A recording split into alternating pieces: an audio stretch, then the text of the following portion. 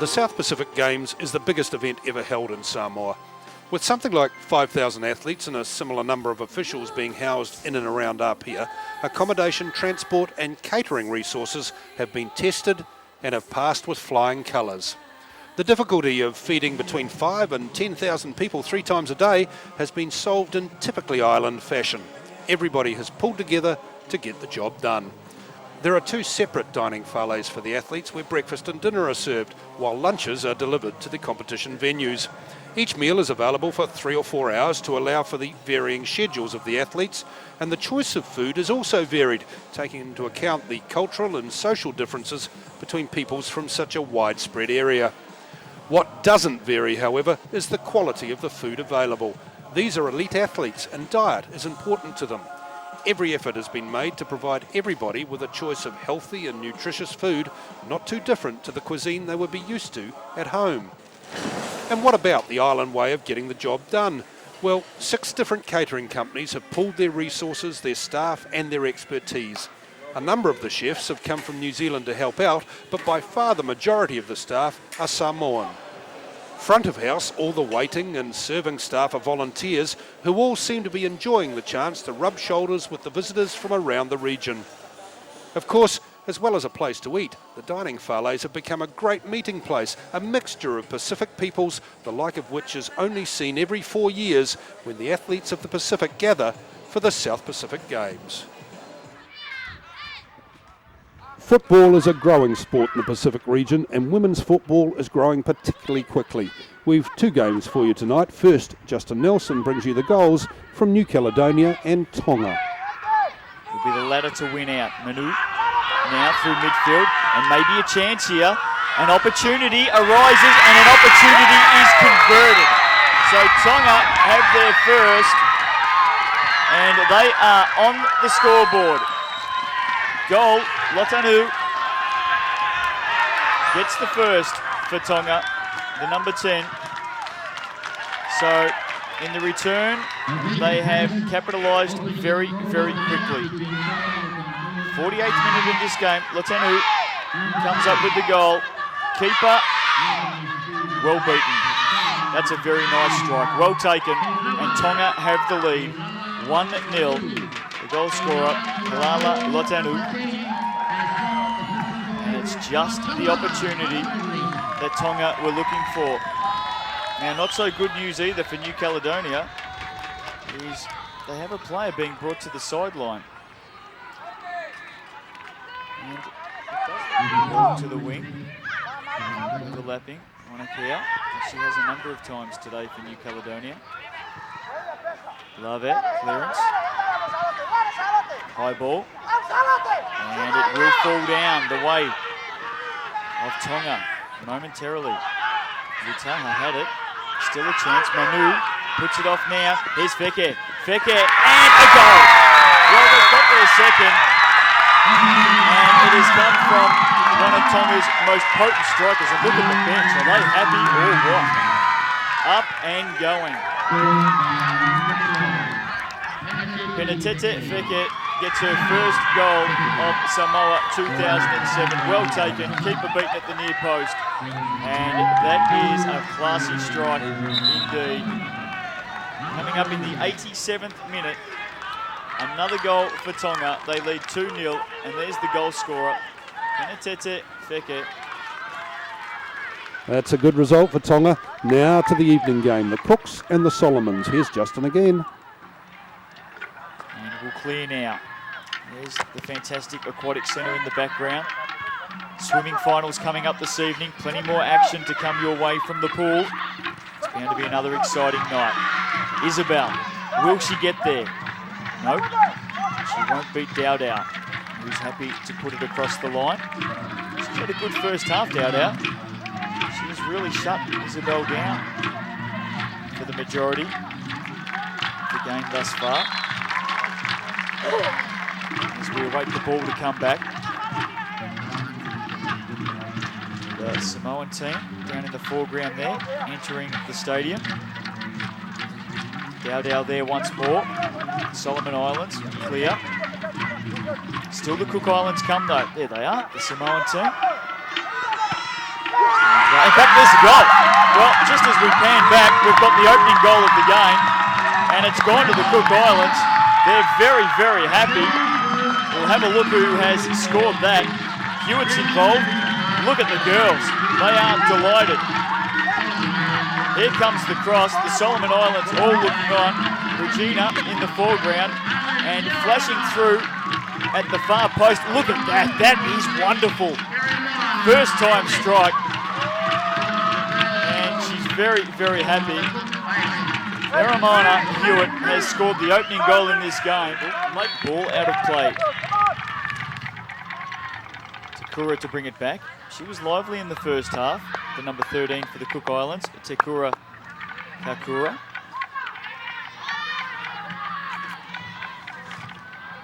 She's called into action once again on the far side. Has some assistance there. And the Cook Islands try to scramble it clear. Their captain loses it. Here's Fuller, Prudence Fuller. Had too many to beat in the end. Matangaro clears. Happy to see the sideline, Linda Matangaro. And the Solomon Islands continue to attack. There's Manu. Good ball over the top. Prudence Fuller had it and lost it. Back to midfield. Ball kept low. Here's Fuller trying to turn. And the Cook Islands, they are really under attack at the moment. They've got the numbers back. Finally, they break clear. Henry turns it over though. Massey, long ball. The keeper comes. The keeper comes dangerously. There's a scramble, and it's an own goal. They've got one back. They've got one back. I have no doubt that perhaps Prudence Fuller will try and claim this goal. And she may even be awarded the goal, but I think the replay will show that it came off about 2 or 3 white shirts, and here it is. In fact, it's not Prudence Fuller that has struck it. Oh, that's an own goal. In the end, that's come off Linda Matangaro.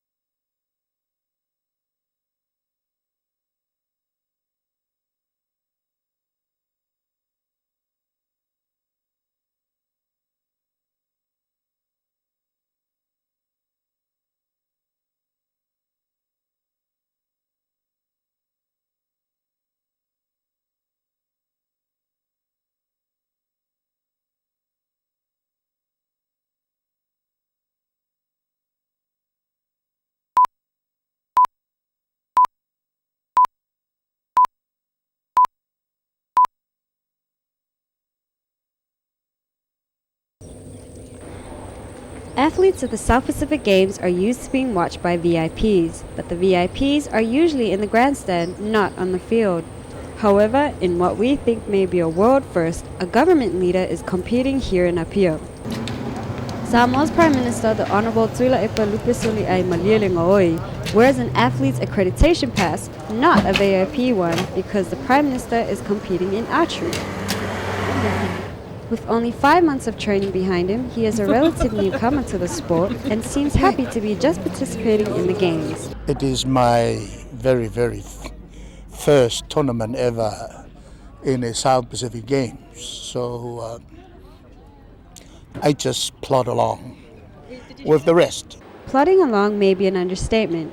Yesterday's men's compound event placed him 7th overall, an impressive start for a man who is competing in his first international tournament. We have had some of our own tournaments conducted by our coach. He, of course, is more experienced in these things. We have not been in a major tournament. Most of us, and so we learned from him, and I think we had 3 Saturdays where we started in the morning, particularly when it was about 3 more weeks, and then our coach introduced us to the business of shooting. The Prime Minister has maintained a rigorous training routine in the lead up to the Games to make up for the lack of international experience. While on the training field, politics does not seem far from his mind. I'm thinking of the target being a member of our opposition in Parliament. So I can always enjoy a lot shooting the targets, and I tell myself that's 1 member of the opposition down, 2 more to go. The Prime Minister will also take part in the match play on Friday and the individual match play on Saturday. And while he may not be in the running for gold, this Prime Minister's efforts in the sport are certainly adding another string to his bow of achievements for Samoa. Hi there, this is the South Pacific Games volleyball tournament. It's the first day of competition and we're here to see Tahiti play Tokelau. Tahiti are here defending their South Pacific Games gold medal from 2003. They won that against New Caledonia back in Suva. Today, the first game of the tournament, Tahiti versus Tokelau. And Tokelau, it's their first appearance in the South Pacific Games in volleyball. Let's see how they go. Tahiti got off to a strong start, dominating newcomers Tokelau in the front and back court. During their first outing, Tokelau managed to produce a few moments of magic against their experienced counterparts. Tokelau, in the end, were outclassed by a very disciplined and structured Tahiti, losing the game in straight sets, but remain optimistic as they move forward in the competition. Yeah, we're a bit overawed by the situation, but we've trained and prepared ourselves for the whole year for this. The kids have been really having regular training camp throughout the year, and now we've arrived here, we're really looking forward to the occasion. This match also a special occasion for the Tahitians, who have with them a band of brothers. Captain Magvaki this year joined by his 2 brothers, Jean-Yves and Axel. Back to defending my gold medal, because I'm very happy to play with 3 brothers, my 3 brothers, and we don't play together in 2003 in Fiji. We play just play just indoor, and Axel play in beach. And this year we changed. We play 3 brothers in indoor. Tahiti, hot favourites to take out volleyball again, but watch out for Wallace and Fortuna, who are here to win gold. So Tokelau very cheerful after their first appearance at the South Pacific Games volleyball tournament. Tahiti, meanwhile, moves on to start their preparations to play Wallace and Fortuna, who are certainly hard to beat. As you can see behind me, the second match of the volleyball tournament is well underway. The American Samoa women's team, the favourites in this tournament, they're here now playing Tonga. This is Tanya O'Shea at the volleyball venue at the South Pacific Games. Live the dream.